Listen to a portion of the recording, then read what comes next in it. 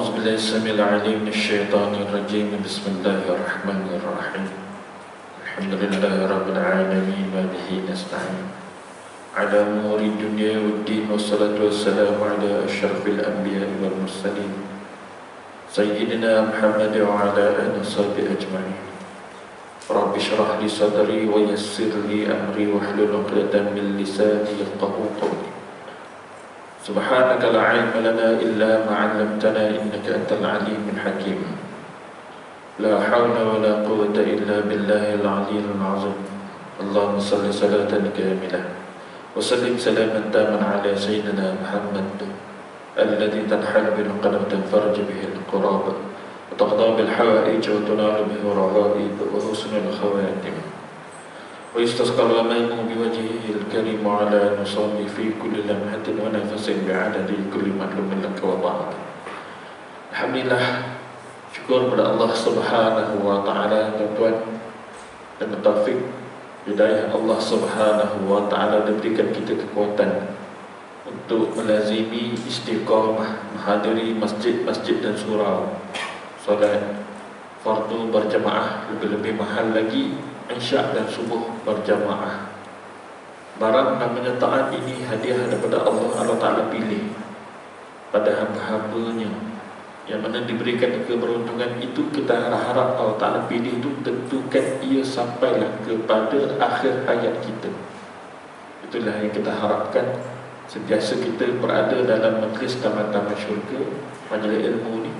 Mudah-mudahan apabila dipanggil ke alam barzakh, Allah Ta'ala hantar bagaimana wajah taman-taman syurga di alam barzakh sebelum ke taman syurga yang hakiki, yakni Jannatul Firdaus dan lainnya, insya-Allah. Allahu Akbar. Tuan-tuan, kita masih diberikan nikmat oleh Allah Subhanahu wa taala dapat hidup pada pagi ini. Dalam keadaan ramai daripada kalangan kita telah pun mendahului kita, ribuan dah yang meninggal dunia kerana Covid. Masih ada lagi yang sedang bertarung masuk ICU, masih ada lagi, kan? Dan ada juga orang yang telah pun selesai daripada vaksin.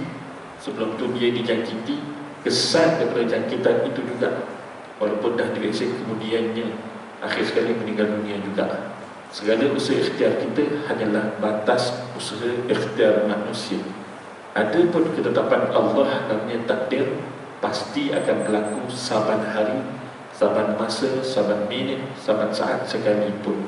Tidak ada orang yang boleh menghalang kalau itu yang ditentukan oleh Allah. Tidak ada orang boleh memberi kalau itu juga Allah Ta'ala tahan. Itulah keadaan dia, kan? Maka kita kena beriman dengan takdir Allah, yang mana merupakan salah satu daripada rukun-rukun iman. Itu dia. Tajuk pada hari ini adalah berkaitan dengan mengingkari takdir. Baik, firman Allah Subhanahu wa taala, A'udzu billahi minasyaitonir rajim. Inna kulla syai'in khalaqnahu biqadar.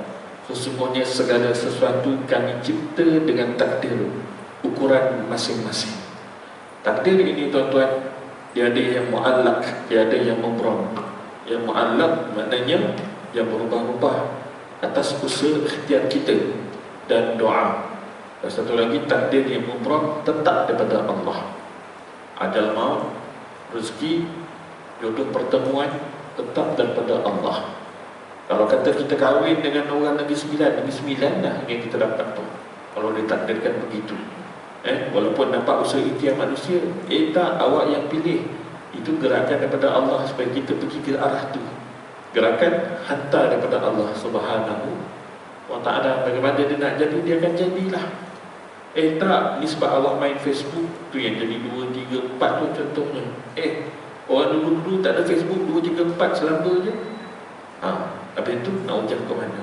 Takdir Allah. Orang perempuan tak suka hujah ni, tapi inilah hakikatnya, kita kena terima. Takdir, benda kuasa Allah atas makhluk, tidak ada batas. Usaha ikhtiar manusia tetap ada batas. Kalau namanya takdir Allah, katanya memang tidak berjodoh, memang tak berjodohlah dalam dunia. Kalau katanya berjodoh hanya seorang, maka seoranglah namanya. Walaupun di-offer oleh seorang isteri, abang saya ni mandul, doktor dah sahkan saya punya ni lemah, rahim saya lemah, memang tidak boleh mendapatkan anak untuk zuriat kita. Saya ada seorang kawan, kematian si suami, anaknya kecil lagi, suaminya kemalangan. Dia baik bang, saya suka kalau abang juga menjadi suami kepada dia. Apa kata si suami? Tak perlulah, aku cukup pada kamu pun tak apa dah. Aku tak ada anak, tak apa, aku ada anak murid, katanya. Begitu. Itu menunjukkan apa? Memang seorang tu lah. Walaupun ditawarkan, tapi takdir Allah kata satu, memang satu tu. Dia tak berkehendak pun, tak berhajat. Tapi kalau takdir Allah tu kata 2, 3, 4, kau tahanlah kot mana pun, pasang GPS ke apa ke, nak kesan, siap pasang lagi dia punya SB dia lah, kan? Tetap 2, 3, 4, kau konalah kot mana sekalipun, tetap akan jadi. Tahulah Allah Ta'ala mengatur itu macam mana. Dengan dia, ni barang yang tak suka pada hati kita, tetapi kita tidak melihat hikmah yang Allah Ta'ala hantar. Kau buat kuasa kau lupa aku yang menjadikan. Bagaimana tauhid kau sebenarnya? Apakah kau syirik pada aku sekarang? Jawapannya ya. Itu seolah-olah menegakkan kekuasaan kita, keegoan kita, dilupa ketetapan Allah yang maha menguasai akan segala sesuatu. Inilah namanya orang yang sekadar mengetahui sifat 20, tapi tak mengimani sifat 20 itu sedang berlaku sekarang. Namanya apa? Tauhid khas. Tauhid am, kita kenal sifat 20, kita kenal nama-nama Allah yang 99 itu bahkan lebih sebenarnya daripada itu. Kita kenal sifat kesempurnaan Allah, tetapi kita tak merasai, tak menjiwai, tak merasai keperasanan setiap sifat Allah itu sedang berlaku sekarang. Maka sebab itulah orang-orang yang hanya belajar tauhid, tahu hukum-hukum tauhid itu dan sebagainya, tapi apabila dia tidak merasai ketauhidan tersebut, dia tetap melakukan dosa. Dia tetap melakukan dosa. Rasuah, kalau guna kuasa, tipu sana, tipu sini, macam-macam. Sebab seolah-olah ilmu tauhid itu hanya sekadar ilmu sahaja, seolah-olah macam tak berfungsi apa-apa. Salah besar. Kerana itulah kita tetap jauh daripada Allah. Walaupun bertahun-tahun kita hidup, kita tak dekat dengan Allah. Bagaimana jalan nak dekat? Kena mujahadah, kena kenal apa ia dosa, apa ia pahala. Tuan-tuan ni semua kenal, tapi sekarang kita nak dekat, lebih dekat. Tak lain dan tak bukan, jalannya adalah dengan zikrullah. Kalau boleh, zikir yang kita ambil itu bersanad dengan guru ataupun mursyid. Ada jalan-jalan tarekat dia yang mana dia akan pimpin kita, disiplinkan kita. Apa zikir yang perlu diamalkan pagi, apa zikir yang perlu diamalkan siang, apa perlu diamalkan pada waktu malam. Bagaimana proses taklisan ataupun kita nak membersihkan diri pada peringkat awal itu, dinamakan bai'ah, janji setia mengambil zikir yang sanadnya sampai kepada Sayyidina Abu Bakar As-Siddiq, sampai kepada baginda Rasulullah SAW. Tuan-tuan akan rasai perbezaan sebelum dan selepas. Tuan-tuan akan rasai sendiri apabila kita mengamalkan zikir banyak dalam keadaan kita memejamkan mata kita, yang mana zikir itu di dalam hati kita, Allah, tembak nafsu, tuan-tuan. Maka dibukakan warid. Orang yang berwirid, dia akan dapat warid, petunjuk-petunjuk dan sebagainya. Maka dari situ kita lebih dekat dengan Allah Subhanahu wa Ta'ala. Nafsu kita berpindah daripada amarah kepada lawamah, daripada lawamah kepada mulhimah, dan mutmainnah, radiyah, mardiyah dan sebagainya. Ianya adalah jalan, orang panggil jalan bersungguh. Jalan bersungguh-sungguh. Mungkin di peringkat awal kita akan terasa berat, zikirnya ribuan, tetapi boleh saja kita lakukannya dalam keadaan kita masih melaksanakan kerja kita. Sama ada namanya petani, sama ada namanya kerani, sama ada namanya nelayan, penulis ke apa ke, pembajak ke, seorang engineer dan sebagainya. Zikir itu tetap jalan. Zikir itu tetap jalan. Kita ingat Allah, maka kita tak akan ingat pada yang lain. Kita menyibukkan diri kita dengan Allah, dengan zikir-zikir itu, maka tak mungkin kita akan melakukan maksiat. Sebab ruang untuk buat maksiat dah diketepikan kerana mengingati sesuatu yang lebih utama, iaitu Allah Subhanahu wa Ta'ala. Itu ya. Baik. Ibnu Jauzi berkata bahawa ada dua pendapat tentang sebab turunnya ayat tadi. Bahawa golongan musyrik penyembah berhala dari Makkah telah menemui baginda Rasulullah sallallahu alaihi wasallam untuk berdebat mengenai masalah takdir. Lalu turunlah ayat tadi berdasarkan keterangan daripada Sahih Muslim. Sedangkan menurut riwayat Abu Umamah, ayat ini turun berhubung dengan masalah Qadariyah. Satu pihak yang berfahaman serong Qadariyah. Diceritakan bahawa utusan daripada Najran datang kepada Rasulullah SAW sambil mengatakan, "Ya Muhammad, Tuhan mengatakan bahawa maksiat terjadi disebabkan takdir Allah, bukan?" Maka Nabi SAW bersabda, "Kamu adalah musuh-musuh Allah." Lalu turunlah ayat ini. Apa dia? "Innal mujrimina fi dalalin was'a yawma yushabuna fin nari ala wujuhihim zuqu massa saqar inna kulla syai'in khalaqnahu biqadar." Sesungguhnya mereka yang berdosa berada dalam kesesatan dan kecelakaan, yakni neraka. Pada hari mereka akan diseret atas muka mereka dan dikatakan, "Rasailah sentuhan neraka ini. Sesungguhnya tiap-tiap sesuatu kami jadikan dengan ukuran takdir." Baik. Ada orang tidak menyalahkan takdir Allah. Dan Allah Ta'ala jadikan aku kafir-kafir lah. Ada orang nak salahkan takdir Allah. Dan Allah Ta'ala jadikan aku kaki maksiat-maksiat lah. Hakikatnya takdir baik dan buruk semua kuasa Allah. Tetapi Allah Subhanahu wa Ta'ala telah pun menghantar Nabi, Rasul mengajar. Ini jalan yang lurus, ini jalan orang-orang yang sesat, orang-orang yang menuju ke neraka Allah. Dalam surah yang dibacakan oleh imam kita pagi tadi, surah Asy-Syams, fa'alhamaha fujuraha wa taqwaha. Aku ilhamkan, kata Allah, pada diri manusia hamba-hambaku itu jalan-jalan keburukan dan jalan-jalan kebaikan. Diilhamkan dalam diri ini nak pilih yang mana, maka dia tu yang pilih sendiri jalan kita. Kalau Allah Ta'ala tetapkan terus, memang Allah Ta'ala kuasa. Tetapi apakah Allah Ta'ala bersifat zalim? Tidak. Maksudnya apa? Memang kita lah yang memilih untuk diazab, atau kita lah yang memilih untuk diberikan nikmat dengan kehendak Allah Subhanahu wa Ta'ala. Makhluk ni, manusia ni tak ada sebab, tak ada ruang nak menyalahkan Allah. Takkan ada langsung barang sebiji, barang satu zarah sekalipun tak ada ruang. Itu adalah kerana kedangkalan, kejahilan diri manusia itu sendiri. Itu ya tuan-tuan. Hukum syariat melarang, kenapa kamu buat? Hukum syariat menyuruh untuk kamu lakukan, kenapa kamu tak buat? Itu kan? Kami asatizah ni tuan-tuan takut sebenarnya apabila kami mengajar kat depan ni. Kerana apa? Akan dipertanggungjawabkan. Kamu suruh orang buat sekian-sekian, kamu tak buat. Kamu larang orang jangan buat begini, jangan buat begini, kamu pula yang buat. Allah. Kata Tuan Guru Ana, Syekh Abdul Rahman Ja'far Al-Khalidi Tarikat Naqsybandi, diserkar Melaka. Pada tadi baru selesai 40 hari suluk. Tapi anda tak join 40 hari lah, hanya beberapa hari sahaja.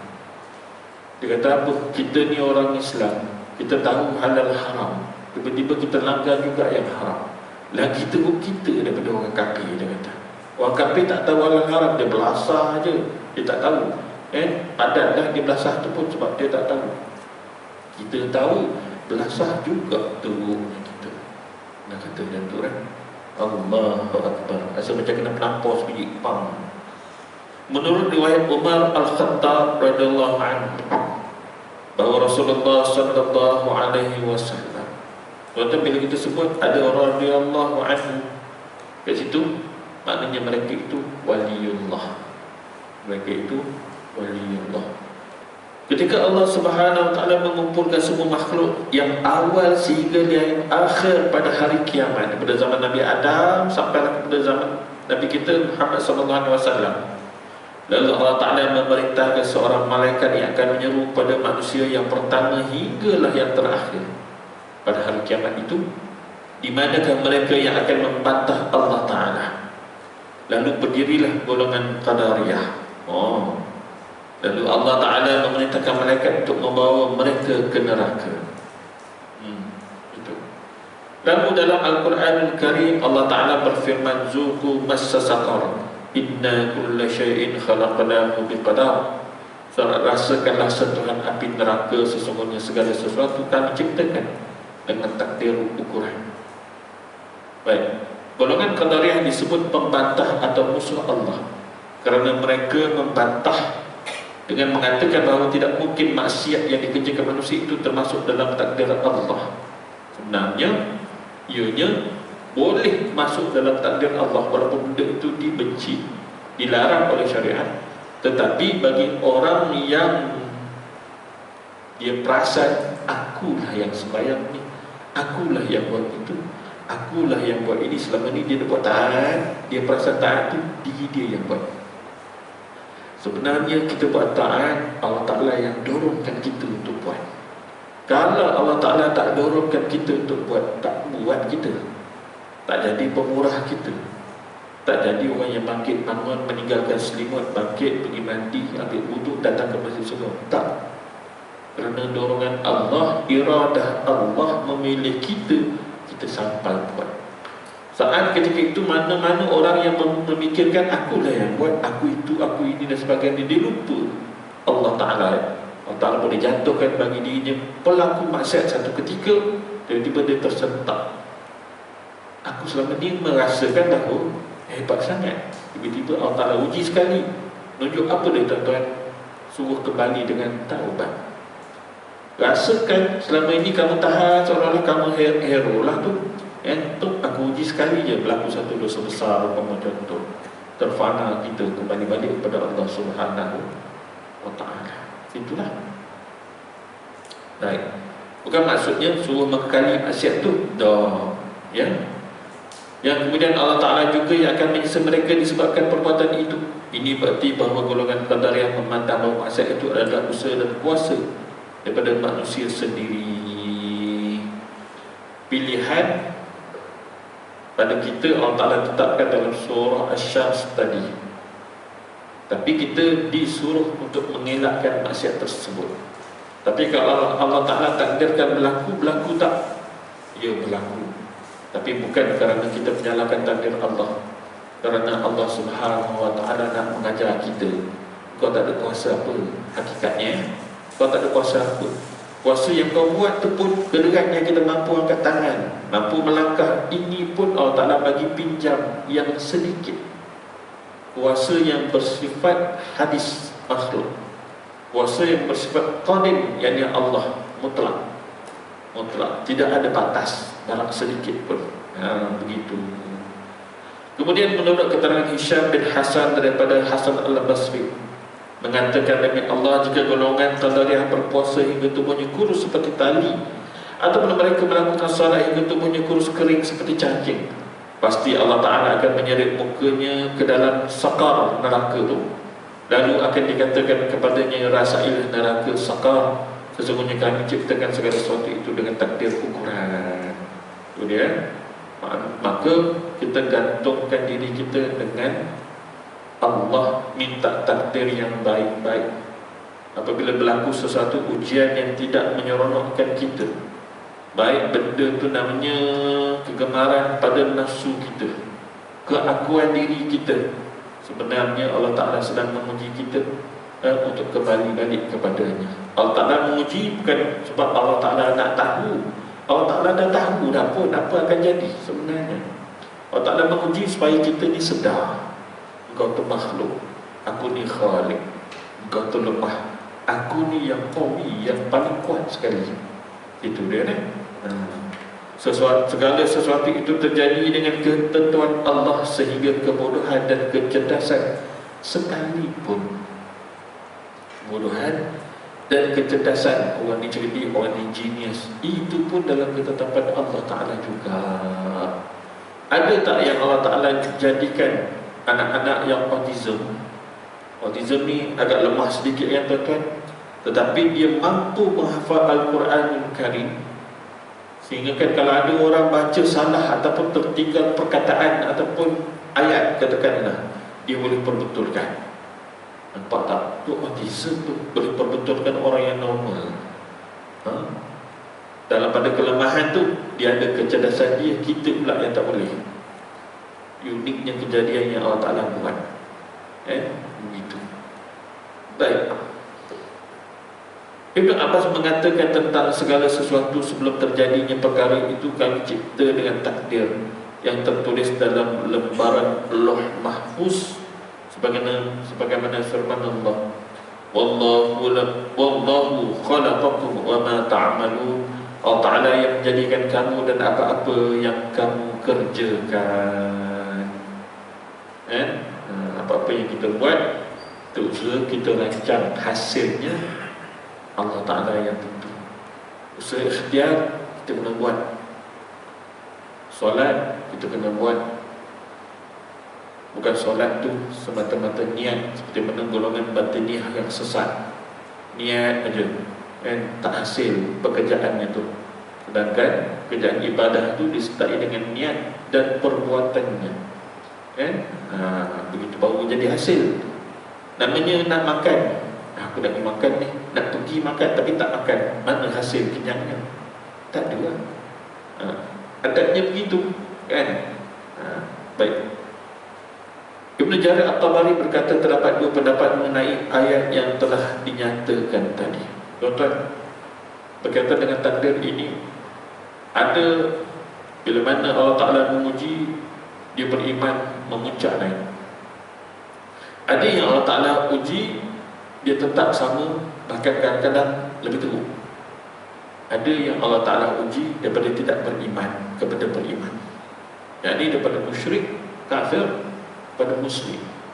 COVID-19 melanda dunia sampai hari ini.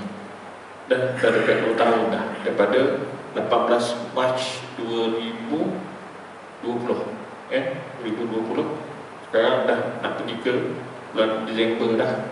Nanti Mac tahun depan dah 2 tahun jadinya. Betul 2 tahun.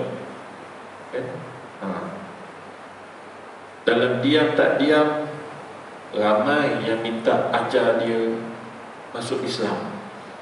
Di Kota Kinabalu, Sabah, antaranya pernah viral WhatsApp.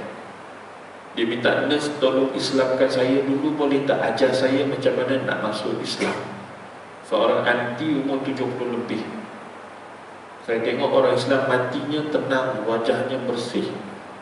Saya nak ia macam ni. Saya tahu mesti Islam ni betul. Yang sekarang agama saya Kristian tak betul. Dia minta. Nurse tu pun seorang ambil video, seorang ajar dia syahadah. Lepas tu barulah dia ditidurkan. Di ICU ni dia ditidurkan. Nahuzullah, kan? Tak tahulah sama ada dia hidup selepas tu ataupun tidak.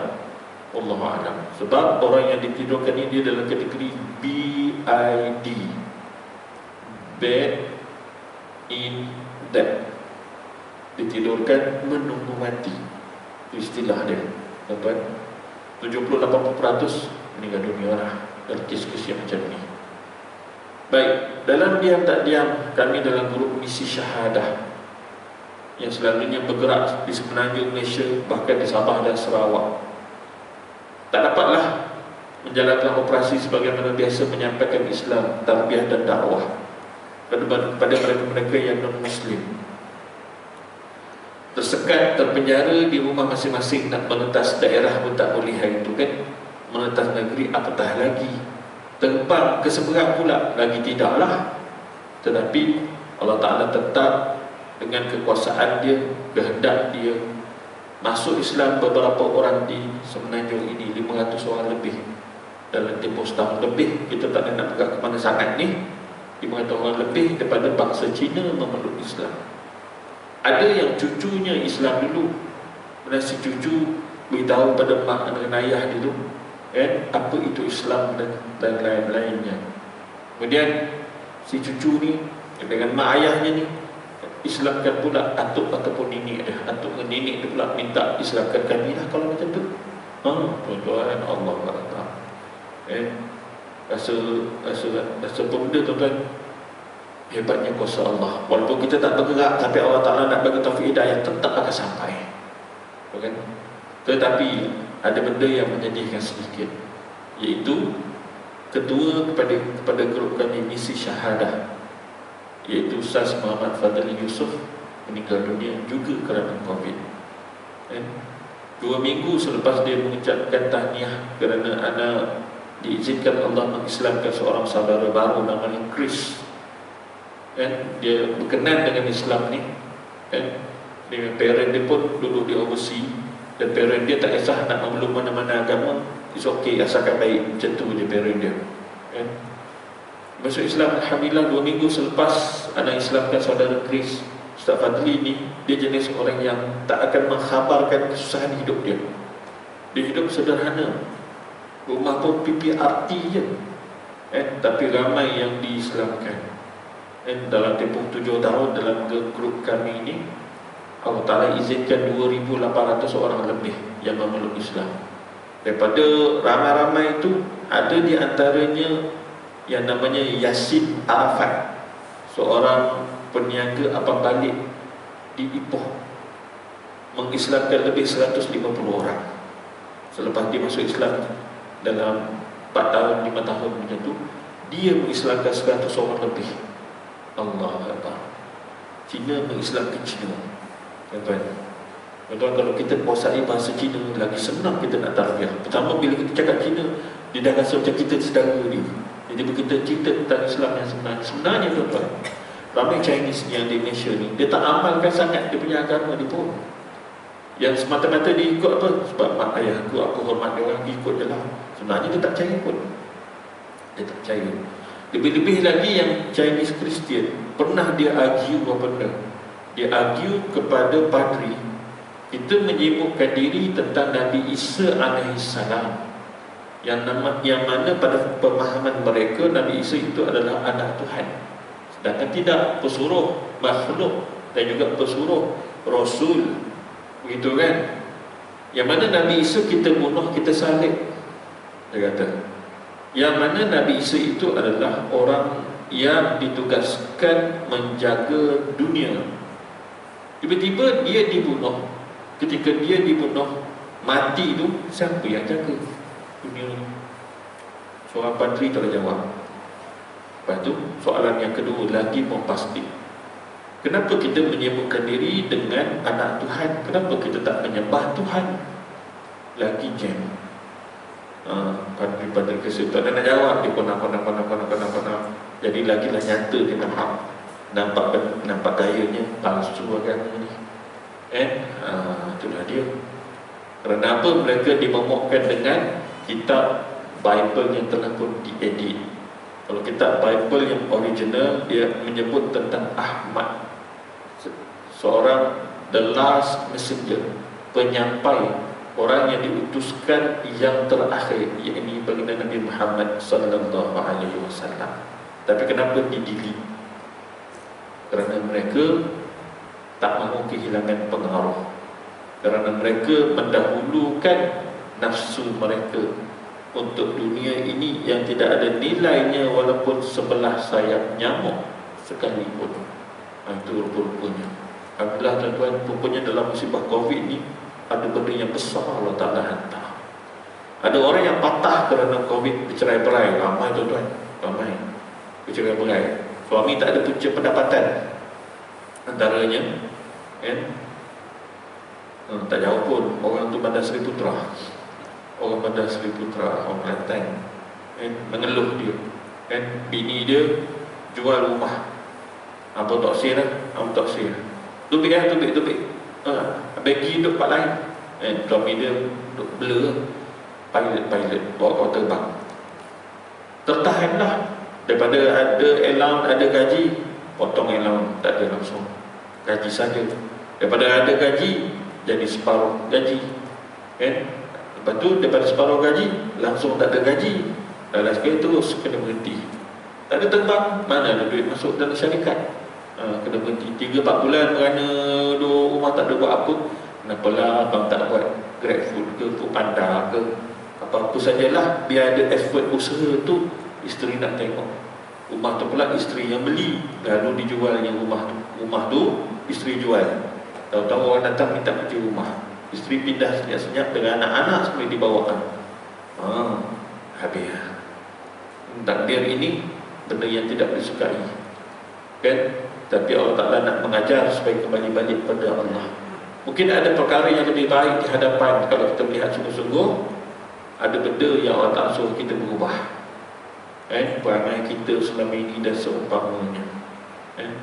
Kita tanya, abang ni selalu berkasar ke dengan isteri? Tanya, keras tak dengan isteri? Barat tak dengan isteri? Dia kata ya. Itu salah satu sebab kenapa orang perempuan tak suka kat kita. Barat ni tak ada orang suka. Isteri tak suka suami yang barat. Betul kan Kak kan? Betul. Suami lebih-lebih lagi tak suka kalau isteri barat. Lagi lah. Sebab diri orang perempuan cirinya sepatutnya lembut. Ciri orang lelaki sifatnya kasar, batang tubuhnya keras, begitu pejal, dan juga bermaksud suruh jadi orang yang garang, tak kena tempat. Jangan melampau-lampau garang pun tak boleh juga. Ada yang macam tu. Kita dah jodohkan, bukan kita jodohkan, kita dah aturkan jodoh si fulan dengan si fulan. Seorang niqabis pakai niqab berkahwin dengan seorang lelaki duda, berkahwin, kita tengok nampak okey je, kita tak melihat benda-benda yang sampai ke dalam tu, tidaklah. Tiba-tiba selepas 2-3 bulan dia berkahwin, si perempuan WhatsApp pada kita mengadu, Ustaz, sebenarnya saya nak cari yang macam Ustaz. Susah. Kalau nak cari yang macam aku, baik kahwin dengan aku je terus, kan?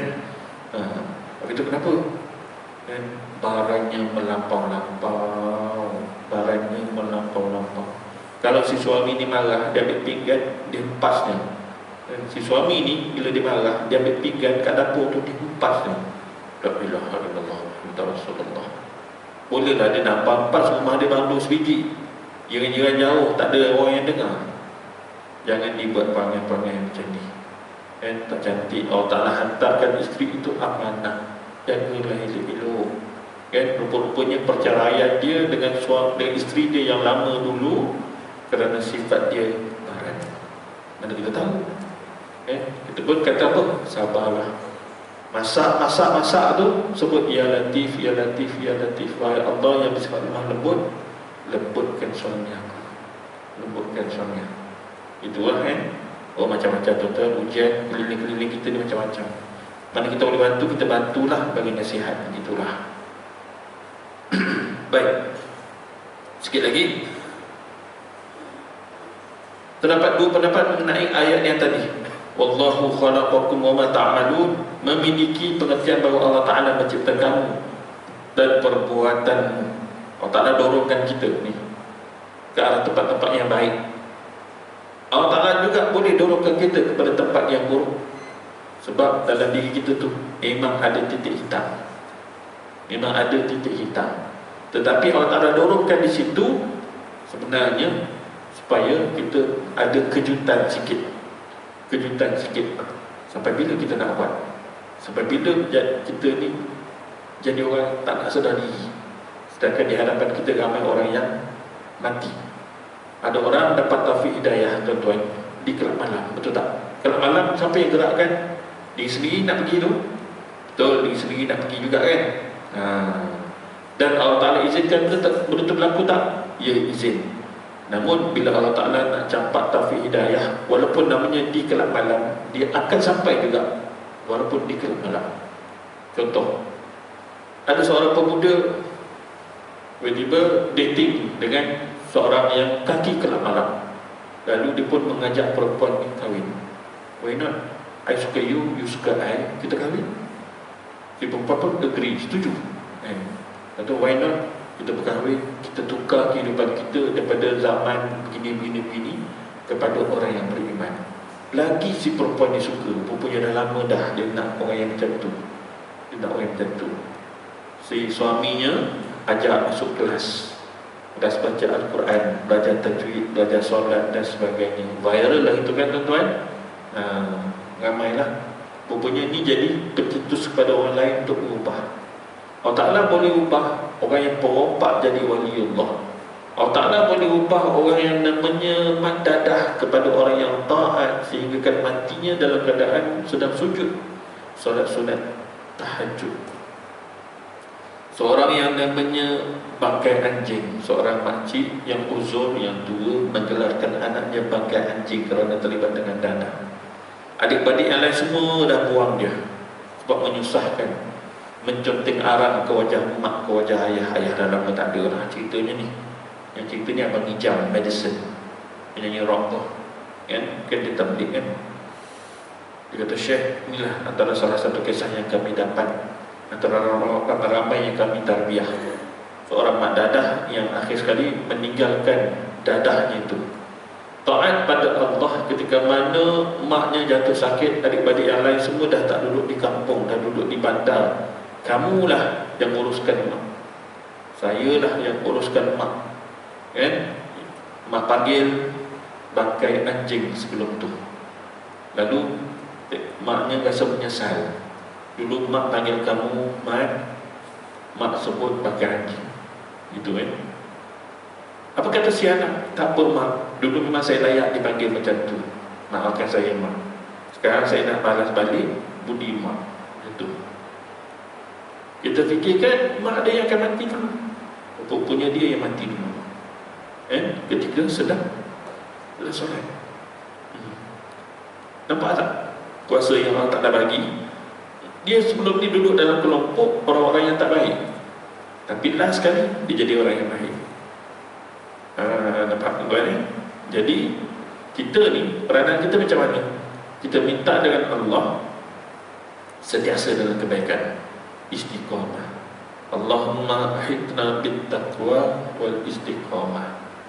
Pernah anda tanya pada guru anda Syekh Abdul Rahman Jaafar Al-Khalidi, dia kata apa? Orang yang tanda-tanda dia ahli syurga, apakah betul Tuan Guru bahawa dia akan mengekali buat kebaikan? Dia dipermudahkan buat kebaikan, amal ta'at. Dia kata, ya betul. Apakah orang itu tanda-tanda ahli neraka, maka dia dipermudahkan buat amalan ahli neraka? Betul. Tetapi sedarilah, dia kata, tanda-tanda itu bukan hanya semata-mata yang semasa sekarang. Tanda-tanda itu sebenarnya adalah di hujung. Yang di hujung, saat sebelum kita dimatikan, bagaimana keadaan kita? Apakah kita taat atau kita sedang maksiat kepada Allah? Itu pesan Tuan Guru. Lepas tu ada cerita, orang tu dengan syurga tinggal sejengkal sahaja lagi, tiba-tiba dia melakukan maksiat dan dia dimatikan. Rupanya dia ke neraka. Masuk neraka dulu, tu yang kita tak nak tu. Na'udzubillah min zalik. Ada seorang yang sejengkal lagi dengan pintu neraka, tiba-tiba dia jadi orang yang taat. Macam tadi cerita, orang yang kafir minta disyahadahkan sebelum dia ditidurkan. Allahu Akbar. Putih bersih tuan-tuan, tak ada dosa sekeping pun tak ada. Putih bersih, Allah Ta'ala ambil nyawa dia barangkali. Begitu kan? Betapa ramai orang yang kena musibah COVID ini, sebelum dia ditidurkan, pakcik, azan dah kumandang dah, maghrib ni kami bantu pakcik, wudukkan pakcik guna air, pakcik sapu ya, kami siram, kami lapikkan plastik dengan tuala ni, pakcik wuduk, kemudian pakcik solat. Lepas tu kami akan tidurkan pakcik. Mungkin solat maghrib ini adalah solat pakcik yang terakhir, kata nurse. Macam mana tuan-tuan kalau kita menyedari bahawa inilah solat aku yang terakhir?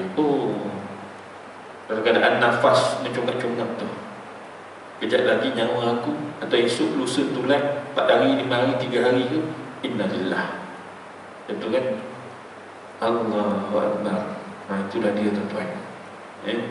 Meniti hari nak menuju pada Allah Subhanahu Wa Ta'ala yang kita tak tahu. Tapi mereka-mereka yang diuji sakit ni seolah-olah aku tahu aku akan mati dan ni aku akan mati dah. Maka dia prepare diri dia untuk sebenarnya buat wasiat. Tulis wasiat pesanan pada anak-anak dan isteri dan sebagainya. Contoh sahabat kami Ustaz Amir Bahari, lawyer, mungkin pernah belajar kat sini kot, tak tahulah, lawyer syariah. Sahabat kami yang paling aktif dalam grup cerita tentang motivasi kekeluargaan dan sebagainya. Dia buat video sebelum ambulans datang ambil kat rumah.